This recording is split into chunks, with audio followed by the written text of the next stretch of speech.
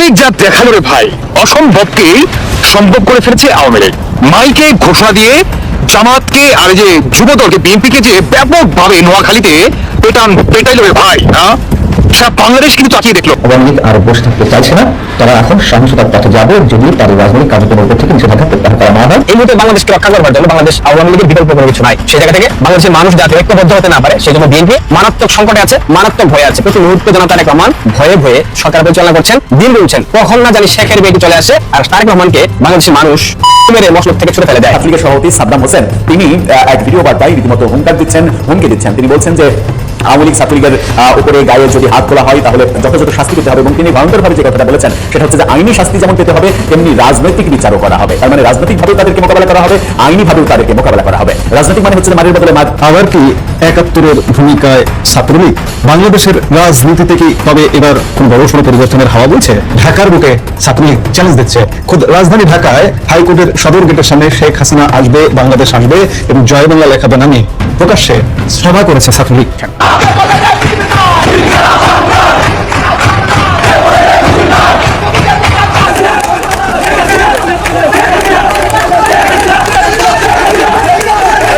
ছাত্রলীগের আওয়ামী লীগের মিছিল থেকে পুলিশ ভয়ে পালিয়ে গেছে। এই ঘটনাগুলো কেন হচ্ছে? তাহলে কি আওয়ামী লীগ কোনো বড় ধরনের পরিকল্পনা বাস্তবায়নের পক্ষে রয়েছে? যাই হোক, জনাব তারেক রহমান, আপনার কাছে একটা পরামর্শ, যত দ্রুত সম্ভব বাংলাদেশ আওয়ামী লীগের উপর থেকে নিষেধাজ্ঞা প্রত্যাহার করেন, এই আইন টাইন সব ফেলে দেন, ছাত্রলীগের নিষেধাজ্ঞা প্রত্যাহার করেন। যদি এই আগ্নেয়গিরির উৎপাত ঘটে। আসসালামু আলাইকুম প্রিয় দর্শক, নতুন একটা ভিডিওতে সবাইকে স্বাগতম। তো ইতিমধ্যে আপনারা অনেকগুলো ভিডিওর অংশবিশেষ দেখেছেন, তো দেখে নিশ্চয়ই বুঝতে পেরেছেন যে ভিডিওটা আসলে কতটা গুরুত্বপূর্ণ এবং আকর্ষণীয় হতে চলেছে। তো চলুন কথা না বাড়িয়ে সম্পূর্ণ ভিডিওটা দেখে আসি। দেখার আগে বলবো, যারা আমাদের চ্যানেলটি এখনো পর্যন্ত সাবস্ক্রাইব করেননি দয়া করে সাবস্ক্রাইব করে দিন, যারা ইতিমধ্যে সাবস্ক্রাইব করে দিয়েছেন তাদের অসংখ্য ধন্যবাদ। তো প্রিয় দর্শক, চলুন কথা না বাড়িয়ে একটি লাইক দিয়ে সম্পূর্ণ ভিডিওটা দেখে আসি। আপনাদের প্রিয় দল বাংলাদেশ জাতীয়তাবাদী দল বিএনপির আমলনামা দেখবেন। বিএনপি সরকার গঠনের পর বাংলাদেশে কি কি হয়েছে দেখবেন, চলেন দেখি। ট্রান্সপারেন্সি ইন্টারন্যাশনাল বাংলাদেশ এটার তথ্য অনুযায়ী শুধুমাত্র 2026 সালের মার্চ এবং এপ্রিল মাসে সারা বাংলাদেশে খুন হয়েছে 605টি, ছিনতাই হয়েছে 294টি, ডাকাতি হয়েছে 90টি, অপহরণের ঘটনা ঘটেছে 196টি, বাংলাদেশ পুলিশের উপর হামলার ঘটনা ঘটেছে 129টি, চুরির ঘটনা ঘটেছে 2214টি। এছাড়াও নারী এবং শিশু নির্যাতনের ঘটনা ঘটেছে 3496টি। এটা আমার বানানো কোনো তথ্য না, এটা ট্রান্সপারেন্সি ইন্টারন্যাশনাল বাংলাদেশের প্রতিবেদন, বাংলাদেশের এই সংস্থার দেওয়া তথ্য, এবং এটা কিন্তু আমি শেয়ার করছি না, এটা ব্যারিস্টার রুমিন ফারহানা তার অফিসিয়াল ফেসবুক পেজ থেকে শেয়ার করেছেন। স্ক্রিনে আপনারা দেখতে পাচ্ছেন। এই হচ্ছে বিএনপির আমলনামা। 100 দিনের সরকার ক্ষমতায় আসার পর বাংলাদেশকে জাহান্নাম বানিয়ে ফেলেছে, নরক বানিয়ে ফেলেছে। এবার একটা জিনিস নিয়ে তুলনা করি। বাংলাদেশ আওয়ামী লীগ 2024 সালের 7 জানুয়ারি ক্ষমতায় আসার পর 7 জানুয়ারি থেকে 100 দিনে হয় 15 এপ্রিল, অর্থাৎ আওয়ামী লীগ ক্ষমতায় আসার পর 100 দিনে বাংলাদেশে খুন হয়েছিল 40 থেকে 60-এর মধ্যে। এরপর অন্তর্বর্তীকালীন সরকার ক্ষমতায় আসলো, তাদের প্রথম 100 দিনে বাংলাদেশে খুন হয়েছিল 600+। ডক্টর ইউনূসের মাঝে যেখানে তারেক রহমান তার পিতার প্রতিচ্ছবি দেখতে পান, পিতার শাসনামলে 600+, ঠিক একই ভাবে জনাব তারেক রহমানের 100 দিনের শাসনামলে বাংলাদেশে হত্যাকাণ্ডের ঘটনা ঘটেছে 605টি। এবার আপনারা পার্থক্য দেখেন, আপনারা বিবেচনা করেন কারা ভালো ছিল, এখন ভালো আছেন নাকি অতীতে ভালো ছিলেন। বাংলাদেশের সর্বনাশ হয়ে গেছে। যে যেভাবে বুঝান, যত কথাই বলেন, যত ব্যাখ্যায় দেন, বাংলাদেশের সর্বনাশ হয়ে গেছে, এইটা আপনাদেরকে মেনে নিতে হবে। দেখেন, আজ থেকে 3 দিন পূর্বে নোয়াখালীতে বাংলাদেশ পুলিশ যেই ন্যাক্কারজনক ঘটনার জন্ম দিয়েছে, বিএনপি জামায়াতের সন্ত্রাসীরা, এনসিপির সন্ত্রাসীরা ছাত্রলীগ আওয়ামী লীগের নেতাকর্মীদের উপর হামলার উদ্দেশ্যে প্রস্তুতি নেওয়ার সময় ছাত্রলীগ সেটাকে প্রতিবাদ জানিয়েছে, প্রতিরোধ করেছে, গ্রামবাসী সেখানে সায় দিয়েছে। কিন্তু পরবর্তীতে বাংলাদেশ পুলিশের অতি উৎসাহী কিছু কর্মচারী, কর্মকর্তা, সদস্য, sub inspector, SP, ADC, DC যে ঘটনা ঘটিয়েছেন, আপনাদের উদ্দেশ্যে একটা বার্তা দেব। তার আগে আপনাদের মনে রাখা উচিত, বিএনপি একটা আপাদমস্তক সন্ত্রাসী সংগঠন। বিএনপি গত 2.5 বছরে বাংলাদেশে যেভাবে চাঁদাবাজি করেছে, যেভাবে লুটপাট করেছে, এটা কি আপনারা ভুলে গেছেন? আর জামাত স্মার্ট চাঁদাবাজ, 71-এর রাজাকার, স্বাধীনতা বিরোধী শক্তি, পাকিস্তানের দোসর, পাকিস্তানের পেতাত্তা, যারা বাংলাদেশ নামক রাষ্ট্র বিশ্বাসী করে না, যারা সবসময় চায় বাংলাদেশ নামক রাষ্ট্রটা মার্কিনীদের কলোনিতে পরিণত হোক, এবং সেই ধারাবাহিকতা রক্ষা করতে গিয়ে তারা সর্বাত্মক ষড়যন্ত্র করে যাচ্ছে। বাংলাদেশের মানুষ জানে জামাত দেশদ্রোহী রাজাকার, বিএনপি চাঁদাবাজদের সংগঠন। আচ্ছা, বিএনপির ভাই বোনেরা, আপনারা জামাতের সাথে প্রেম করেন, জামাতের সাথে সুসম্পর্ক রেখে জামাতের সাথে সংসার করে আওয়ামী লীগের উপর নিপীড়ন চালাচ্ছেন। আপনারা কি ভুলে গেছেন তারেক রহমানকে নিয়ে জামাত কি স্লোগান দিয়েছিল? টিনের চালে কাউয়া, তারেক আমার 1 2 3 4, তারেক্কার ওইটা আমার, ওই তারেক্কা দেখা যা, আইসেরে তোর বাপেরা, আরো কত স্লোগান। কি স্লোগান জামাতের শিবিরের নেতাকর্মীরা তারেক রহমানের বিরুদ্ধে দেয় নাই। তারপরেও জামাতের প্রতি এত প্রেম আপনাদের কোত্থেকে আসে মাথায় কাজ করে না। যাই হোক, নোয়াখালীর পর কুমিল্লা বিভাগ জেগে উঠেছে। কুমিল্লার এমপি বাহার সাহেব ওনার বক্তব্যের পর গতকাল কুমিল্লাতে একটা বিশাল মিছিল হয়েছে। দেখেন মানুষের সমাগম, রাস্তার সাধারণ মানুষ সেই মিছিলে যোগ দিয়েছে, একাত্মতা জানিয়েছে। বঙ্গবন্ধু কন্যা শেখ হাসিনাকে বাংলাদেশে সসম্মানে ফেরত নেওয়ার জন্য সারা দেশের মানুষ উদ্গ্রীব হয়ে অপেক্ষা করছে। কয়টা স্রোত আপনারা থামাবেন জনাব তারেক রহমান? বাংলাদেশ জাতীয়তাবাদী পুলিশের আইজিপি, যেই প্রশাসন জাতীয়তাবাদী আদর্শে বিশ্বাস করে, বাংলাদেশ নামক আদর্শ থেকে বিচ্যুত হয়ে একটা নির্দিষ্ট রাজনৈতিক দলের আদর্শে বিশ্বাস করে, সেই প্রশাসনের অতি উৎসাহী কিছু কর্মকর্তাদের জন্য পুরো বাংলাদেশ পুলিশ ভবিষ্যতে মারাত্মক বেকায়দায় পড়বে। বলে গেলাম, মারাত্মক বেকায়দায় পড়বেন আপনারা। বাংলাদেশ পুলিশের সকল পর্যায়ের যারা কর্মরত আছেন, জানি আপনারা হাইকমান্ডের নির্দেশনা অনুযায়ী আপনাদের কাজ চালাচ্ছেন, ইচ্ছা থাকা না সত্ত্বেও অনেকেই বাধ্য হচ্ছেন। কিন্তু একটা জিনিস মাথায় রাখবেন, বাংলাদেশ স্বাধীন হয়েছিল বলেই আপনারা পুলিশের চাকরি পেয়েছিলেন। এটাও মাথায় রাখবেন, গত 17 বছরে সততার সাথে পুলিশের প্রত্যেকটা নিয়োগ হয়েছে। যদি তা না হতো তবে জামাত, শিবির, হিজবুত তাহরিতের নেতাকর্মীরা, ছাত্র দলের নেতাকর্মীরা বাংলাদেশ পুলিশের চাকরি পাইতো না, এনএসআই, ডিজিএফআই এ চাকরি পাইতো না। প্রত্যেকটা নিয়োগে স্বচ্ছতা ছিল, প্রত্যেকটা নিয়োগে মেধার ভিত্তিতে বিবেচনা করা হয়েছে, প্রত্যেকটা নিয়োগে যোগ্যদেরকে মূল্যায়ন করা হয়েছে। কোনো অযোগ্য ব্যক্তি নিয়োগ পায়নি। ছাত্রলীগের নেতাকর্মীরা অযোগ্য থাকলে তারা নিয়োগ পায়নি। অসংখ্য উদাহরণ আছে, অসংখ্য। বঙ্গবন্ধু কন্যা শেখ হাসিনা পুলিশের নিয়োগের ক্ষেত্রে কখনোই স্বজনপ্রীতি, দলীয় প্রীতি দেখান নাই। 100 টাকা দিয়েও অসংখ্য ছেলেমেয়ের পুলিশের কনস্টেবলের চাকরি হয়েছে, আমরা উদাহরণ দেখেছি। শতভাগ সততার সাথে নিরপেক্ষভাবে এই দেশের নাগরিকদেরকে পুলিশে নিয়োগ দেওয়া হয়েছে। আর 5 আগস্টের পর বাংলাদেশে পুলিশের উপর যা হয়েছে, বাংলাদেশ পুলিশের মেরুদণ্ড সম্পূর্ণরূপে ভেঙে ফেলা হয়েছে। 3500 পুলিশ হত্যাকাণ্ডের শিকার হয়েছে, কিন্তু বিচার পায়নি। নামমাত্র 50 কিংবা 60 জনের নাম তালিকাভুক্ত করা হয়েছে, তারা মরে গেছেন। অথচ এক যাত্রাবাড়ি থানাতে আমরা পুলিশের লাশের স্তূপ দেখেছি। 5 আগস্টের পর 6 আগস্ট, 7 আগস্ট সবকিছু ভুলে গিয়ে আপনারা যদি ফের একই ঘটনার পুনরাবৃত্তি ঘটান, যদি আওয়ামী লীগের উপর ধর পাকড়, জুলুম, নির্যাতন, নিপীড়ন করতেই থাকেন 2 বছর যাবত করে যাচ্ছেন, তাহলে একটা কথা মাথায় রাখবেন, সময় কিন্তু খুব বেশি দূরে নাই। বাংলাদেশে কিন্তু হাওয়া বদলের পূর্বাভাস আমরা দেখতে পাচ্ছি, স্পষ্ট দেখতে পাচ্ছি। বাংলাদেশে ক্ষমতার পালাবদল ঘটবেই, আওয়ামী লীগ কিন্তু ফিরে আসবে আজ বা কাল, এবং সেই দিন খুব সন্নিকটে। তখন কি হবে জানেন? আপনাদের প্রত্যেকটা অপকর্মের ফিরিস্তি, আপনাদের প্রত্যেকের নাম, বিপি নাম্বার, ঠিকানা, পরিবার সবকিছু সংরক্ষণ করে রাখছে। কারা রাখছে বুঝেন তো? বিস্তারিত বলতে হবে? হুমকি ধামকি না, এটাই রিয়েলিটি। যা করবেন ভবিষ্যতে এইগুলার ফিডব্যাক পাবেন। অসংখ্য পুলিশ সদস্যকে গাছে ঝুলানো হয়েছে, আপনারা যা করছেন ভবিষ্যৎ কি হবে ভাবেন। আমি শিওর আপনারা অতীত থেকে শিক্ষা নিয়েছেন। অনেকে অতি উৎসাহী আছেন, তাদের উদ্দেশ্যে এই বার্তা, অতি উৎসাহী আচরণ করেন না। মার্কিনদের কাছে দেশ বিক্রি করে দিয়ে, যেই প্রভুরা দেশ বিক্রি করে দিয়েছে, সেই প্রভুদের দাসত্ব করতে গিয়ে এমন কোনো সিদ্ধান্ত নেন না যেটা ভবিষ্যতে আপনাদেরকে, আপনাদের পরিবারকে ভোগাবে।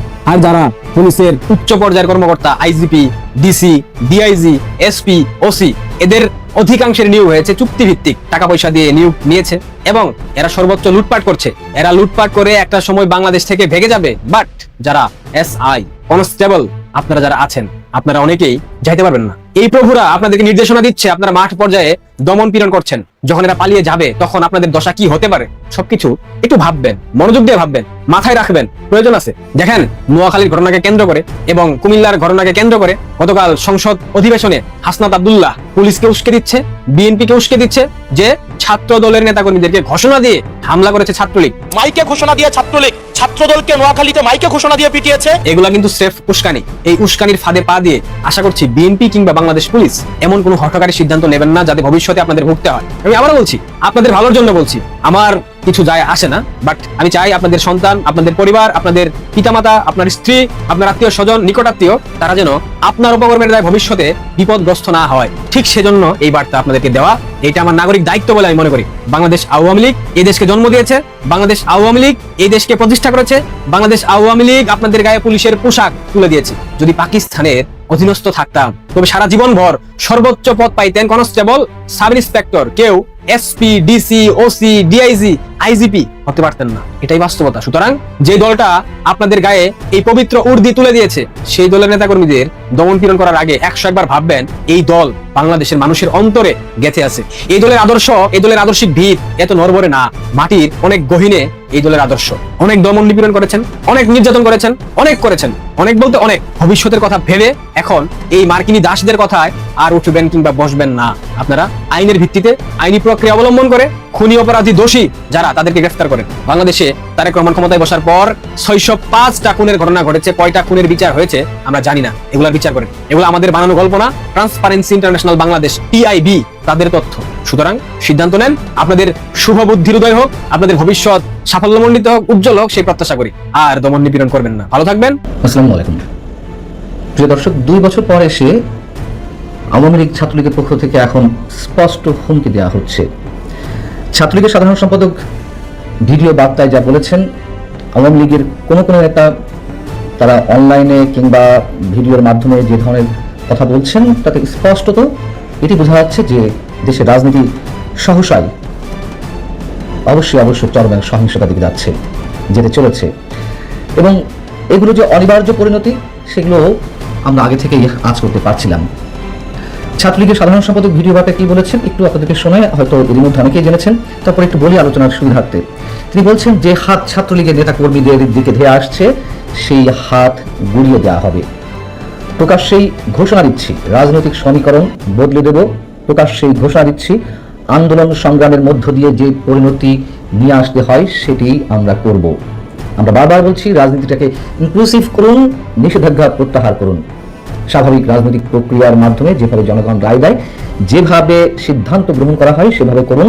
আজকে দেখছি পুলিশকে লেলিয়ে দেওয়া হচ্ছে, নিজেরা আক্রমণ করছে, যারা আক্রমণ করছে তাদের যা শাস্তি পাওয়ার সময় মতো সব শাস্তি দেওয়া হবে, সেটি আইনানুগভাবে হোক বা রাজনৈতিকভাবে হোক। এবং তিনি ঘোষণা দিয়েছেন যে যদি সরকার সংশোধনের পথে না যায় তাহলে এর মাসুল সরকারকেই দিতে হবে, এবং আমরা স্পষ্ট করে বলছি এর শেষ না দেখে আমরা ছাড়ব না। এই হচ্ছে মোটামুটি ছাত্রলীগের সাধারণ সম্পাদকের ভিডিও বার্তার বক্তব্য। এই যে বক্তব্য, তার যে কথা, তার মধ্য দিয়ে স্পষ্ট একটি বার্তা আমরা পাচ্ছি যে আওয়ামী লীগ আর বসে থাকতে চাইছে না, তারা এখন সহিংসতার পথে যাবে যদি তাদের রাজনৈতিক কার্যক্রমের উপর থেকে নিষেধাজ্ঞা প্রত্যাহার করা না হয়। এবং সেটি হওয়ার কথা। যারা মনে করছেন যে সরকার কবে আওয়ামী লীগের রাজনৈতিক কার্যক্রমের উপর থেকে নিষেধাজ্ঞা প্রত্যাহার করবে, তারা সেই দিন পর্যন্ত সুবোধ শিষ্ট বালক বা মানুষের মতন অপেক্ষা করবে, চরম ভুল। এই কথাটি আমরা শুরু থেকেই বলে আসছি। এবং দৃশ্যমান তাদের যে উপস্থিতি, আমরা দেখলাম যে রোববার কুমিল্লায় শত নেতাকর্মী নিয়ে ছাত্রলীগ মিছিল করেছে, সেখান থেকে 40 থেকে 45 জনকে আটক করা হয়েছে।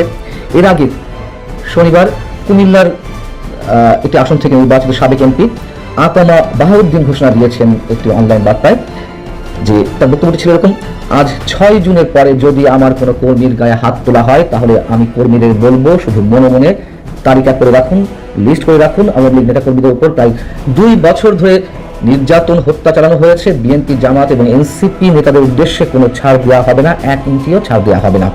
এবং তারই বক্তব্যের পরপরই আমরা দেখলাম যে রোববার কুমিল্লায় বিশাল একটি মিছিল। শুক্রবার আমরা দেখলাম যে নোয়াখালীতে হাজার মানুষের মিছিল হয়েছে ছাত্রলীগের নেতৃত্বে। পুলিশ কোনো বাধা দেয়নি বা বাধা দেওয়ার সাহস পায়নি। কর্তব্যরত পুলিশ যারা ছিলেন তারা সেখান থেকে সরে গিয়েছিলেন, যদিও পরবর্তীতে 24 জনকে আটক করা হয় ওই মিছিল করার কারণে। যদি পুলিশ বাধা দিত কি হতো? নিশ্চয়ই রক্তপাত ঘটত, হয়তো তুমুল সংঘর্ষের সৃষ্টি হতো। সেই সংঘর্ষটি আমরা খানিকটা দেখেছি যে শনিবার নোয়াখালীতে ছাত্র দল এবং আওয়ামী লীগের নেতাকর্মীদের মধ্যে সংঘর্ষ হয়েছে, আহত হয়েছে 6 জন। এই যে আলামতগুলো দেখা যাচ্ছে, এই আলামতগুলো স্পষ্টতই আমাদের রাজনীতির জন্য, আমাদের সমাজের জন্য, রাষ্ট্রের জন্য, দেশের জন্য, সরকারের জন্য কারোর জন্যই ভালো নয়। এটিও আমরা অনেক আগে থেকেই বলে আসছি যে রাজনীতি কোনো সহিংসতার দিকে যাচ্ছে না বা যাবে না।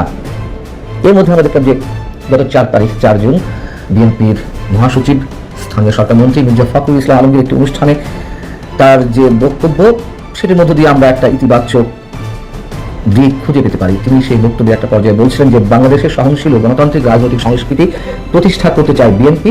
সব রাজনৈতিক দলকে তাদের কর্মকাণ্ড পরিচালনা, মতামত প্রকাশ এবং জনগণের সামনে যাওয়ার সুযোগ দিতে হবে। জনগণই ভোটের মাধ্যমে তাদের প্রতিনিধি নির্বাচন করবে। যদি সত্যি সত্যি আওয়ামী লীগের উদ্দেশ্যে তার এই মন্তব্য হয়ে থাকে সেটি অবশ্যই ভালো। এবং একথা আমরা জানি যে নানানভাবে আন্তর্জাতিকভাবে সরকারের উপরে একটি চাপ সৃষ্টি করা হচ্ছে আওয়ামী লীগকে রাজনৈতিক অধিকার ফিরিয়ে দেওয়ার জন্য। এবং কখনো কখনো শোনা যায় যে 6 মাস 1 বছরের মধ্যে এটি নর্মাল হবে। কখনো কখনো শোনা যায় যে নির্বাহী আদেশে আওয়ামী লীগকে নিষিদ্ধ করেছিল ইউনূস সরকার, সেটি আইনে পরিণত করা হয়েছে ইচ্ছাকৃতভাবে, যাতে বলটি আদালতের কোর্টেই চলে যায়। সেখানে কেউ রিট করবে আওয়ামী লীগের হয়ে, আদালত হয়তো বলবে যে না, যে আইনে এটি নিষিদ্ধ করা হয়েছে আওয়ামী লীগকে সেটি বৈধ নয়, আওয়ামী লীগ বৈধ হয়ে আবার ফিরে আসবে।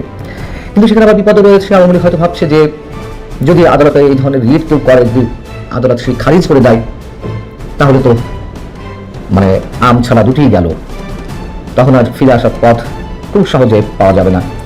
এবং আন্তর্জাতিক অপরাধ ট্রাইব্যুনালে আওয়ামী লীগ এবং তাদের নেতাদের বিচার সম্পন্ন না হওয়া পর্যন্ত আওয়ামী লীগের রাজনৈতিক কার্যক্রম নিষিদ্ধ রাখার যে সিদ্ধান্ত অন্তর্বর্তী সরকার নিয়েছিল, সেই সঙ্গে আরেকটি সিদ্ধান্ত নিয়েছিল যে আন্তর্জাতিক অপরাধ ট্রাইব্যুনাল আইনের সংশোধনী প্রস্তাব, অর্থাৎ যে সংশোধনের মাধ্যমে কোনো রাজনৈতিক দল বা তার অঙ্গ সংগঠন বা সমর্থক গোষ্ঠী যদি সন্ত্রাসী কর্মকাণ্ডে লিপ্ত হয় তাদেরকে নিষিদ্ধ ঘোষণা করতে পারবে বা শাস্তি দিতে পারবে।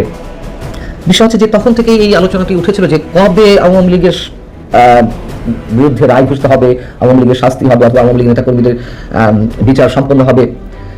8 বছর, 10 বছর, 15 বছর যদি লাগে, সে পর্যন্ত কি আওয়ামী লীগ বসে থাকবে? আওয়ামী লীগকে সে পর্যন্ত ঠেকিয়ে রাখা যাবে? নিশ্চয়ই না, নিশ্চয়ই সেই পর্যন্ত আওয়ামী লীগ বসে থাকবে না, বসে থাকার কথা নয়। বারবার আমরা একথাও বলে আসছি, যারা অপরাধী 24শে আন্দোলনে যাদের বিরুদ্ধে নানান ধরনের অভিযোগ রয়েছে, হত্যাকাণ্ড থেকে শুরু করে সহিংসতা, যদি কেউ জড়িত থাকে অবশ্যই তার বিচার হোক, শেখ হাসিনা থেকে শুরু করে যে কেউ। কিন্তু রাজনৈতিক কার্যক্রম কেন নিষিদ্ধ রাখতে হবে? এই যে পুলিশ হত্যা হলো, শিশু হত্যা, ছাত্র হত্যা হলো, তাদের সঙ্গে কারা কারা জড়িত? শুধু কি আওয়ামী লীগের নেতাকর্মী বা আওয়ামী লীগের তৎকালীন যে সরকার, সেই সরকারের পুলিশ বাহিনী জড়িত, আইন শৃঙ্খলা রক্ষাকারী বাহিনী জড়িত? বিশেষ একটি গোষ্ঠীকে যখন দায়মুক্তি দেওয়া হলো, তখন তো বোঝাই যায় যে এই হত্যাকাণ্ডের সঙ্গে কারা কারা জড়িত ছিল। এবং আন্দোলনের সামনের সারিতে যারা ছিলেন তারা তো প্রকাশ্যে এই কথা স্বীকার করেছেন যে আমরা তারা যদি সহিংসতা না করতো তাহলে সরকারের পতন হতো না খুব সহজে।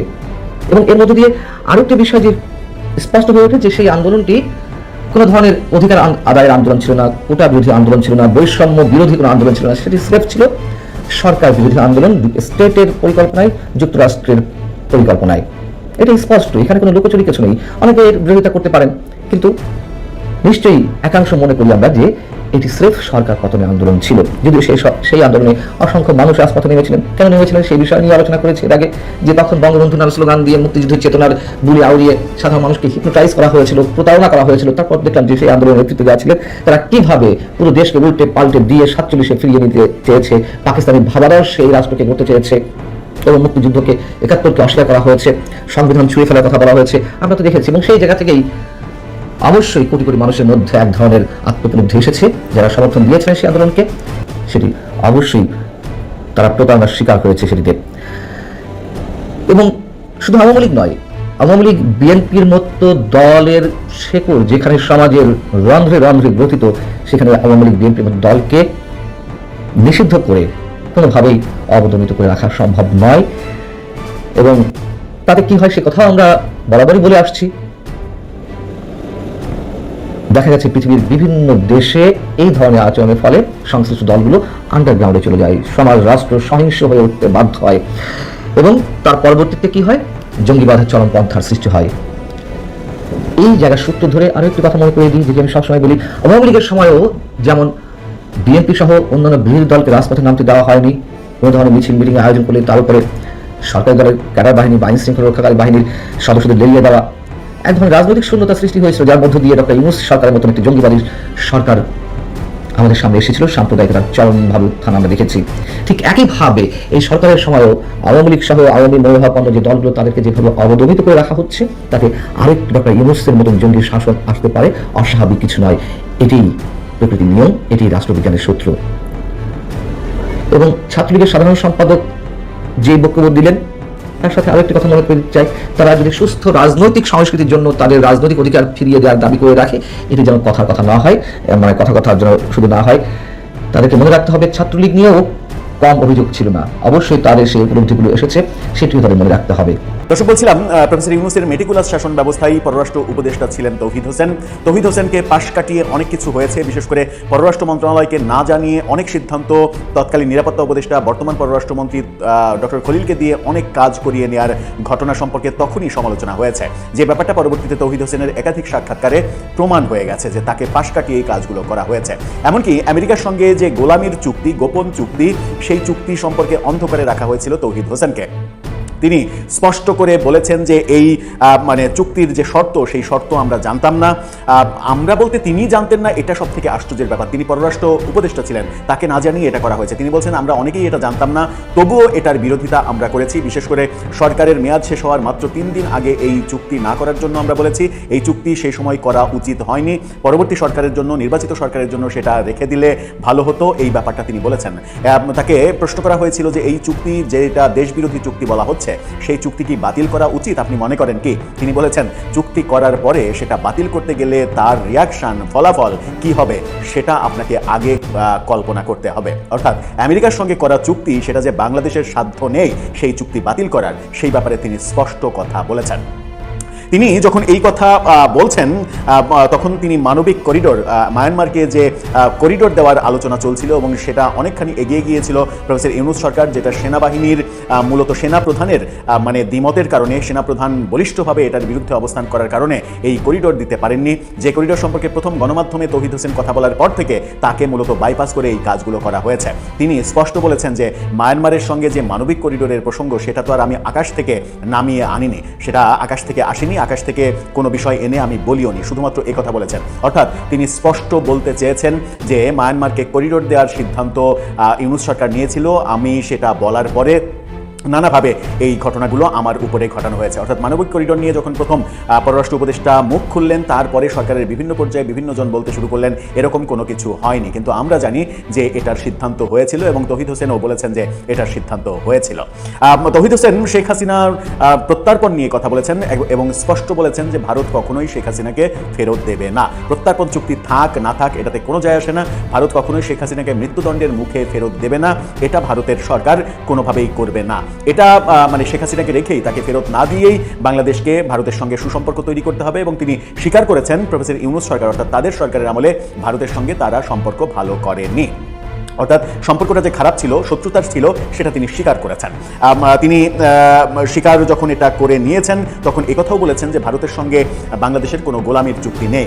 আদানির বিদ্যুৎ চুক্তি সম্পর্কে তিনি বলেছেন যে এটা একটা অসম চুক্তি, সেই অসম চুক্তি নিয়ে এখনও কাজ করা যেতে পারে, সেটা নিয়ে পর্যালোচনা করা যেতে পারে, কিন্তু গোলামির চুক্তি ব্যাপারে তিনি বলেছেন যে আমি ভারতে কূটনীতিক হিসেবে বেশ কয়েক বছর কাজ করেছি, কলকাতায়, দিল্লিতে কাজ করেছি, ভারতের সঙ্গে সম্পর্ক নিয়ে আমি যতটুকু বুঝি তাতে ভারতের সঙ্গে কোনো কালেই কোনো গোলামির চুক্তি হয়নি, এগুলো মিথ্যা প্রোপাগান্ডা। অর্থাৎ শেখ হাসিনা কিংবা আওয়ামী লীগ ভারতের সঙ্গে বারবার গোলামির চুক্তি করেছে, এই যে অপপ্রচারগুলো, সেই অপপ্রচারগুলোর এক ধরনের স্বীকৃতি দিয়ে দিলেন তৌহিদ হোসেন। বললেন যে গোলামির চুক্তি বলে কিছু নেই, তবে আদানির বিদ্যুৎ চুক্তিতে অসম ব্যাপার রয়েছে, এটা করা উচিত হয়নি, এই কথাও তিনি বলেছেন। এই যে ব্যাপারগুলো তিনি বললেন এবং আরেকটা গুরুত্বপূর্ণ ব্যাপার বলেছেন, সেটা হচ্ছে যে জাতিসংঘের সাধারণ পরিষদে কদিন আগে যে আমাদের বর্তমান পররাষ্ট্রমন্ত্রী ডক্টর খলিল তিনি সভাপতি নির্বাচিত হলেন, এই যে ক্যান্ডিডেট হিসেবে তৌহিদ হোসেনের নাম ছিল, তৌহিদ হোসেন তার নাম পাঠানো হয়েছিল অন্তর্বর্তীকালীন সরকারের আমলেই, তার নামেই এই ব্যাপারটা হওয়ার কথা ছিল, কিন্তু এই সরকার, বর্তমান সরকার সেই নামটা বাদ দিয়ে দিয়েছে, বাদ দিয়ে ডক্টর খলিলের নাম সেখানে অন্তর্ভুক্ত করেছে। এই তথ্যও এই ডয়েচে ভেলের সাক্ষাৎকারে আমরা পেয়েছি। এই ব্যাপারে অবশ্য তিনি কিছু বলতে চাননি, বলেছেন যে এটা সরকারের ব্যাপার, এই ব্যাপারে আমার কোনো মতামত নেই। অর্থাৎ জাতিসংঘের সাধারণ পরিষদের যে সভাপতি, সেই সভাপতি তৌহিদ হোসেনেরই হওয়ার কথা ছিল, বর্তমান সরকার সিদ্ধান্তটা পরিবর্তন করেছে। ইউনূস সরকারের আমলে বেশ বিতর্কের জন্ম দেওয়া ডক্টর খলিল বর্তমান সরকারের পররাষ্ট্রমন্ত্রী হিসেবে দায়িত্ব নেওয়ার পর থেকেই, ঘোষণার আগে থেকে যখন নামটা আসলো ওই শপথের দিন বিকেলবেলা, তখন থেকেই নানা আলোচনা শুরু হয়েছিল। তো প্রিয় দর্শক, আশা করছি সম্পূর্ণ ভিডিওটা মনোযোগ দিয়ে দেখেছেন। দেখে কি বুঝলেন, কি জানলেন, আপনাদের গুরুত্বপূর্ণ মতামতগুলো আমাদের কমেন্ট বক্সে জানিয়ে দিন। পারলে ভিডিওটা শেয়ার করে অন্যকে দেখার সুযোগ করে দিন। আবারও বলছি, যারা আমাদের চ্যানেলটি এখনও পর্যন্ত সাবস্ক্রাইব করেননি, দয়া করে সাবস্ক্রাইব করে দিন। যারা ইতিমধ্যে সাবস্ক্রাইব করে দিয়েছেন তাদের অসংখ্য ধন্যবাদ। তো প্রিয় দর্শক, আজকের মতো এই পর্যন্তই, দেখা হবে পরবর্তী কোনো নিউজে। ততক্ষণ সবাই ভালো থাকবেন, সুস্থ থাকবেন, আল্লাহ হাফেজ।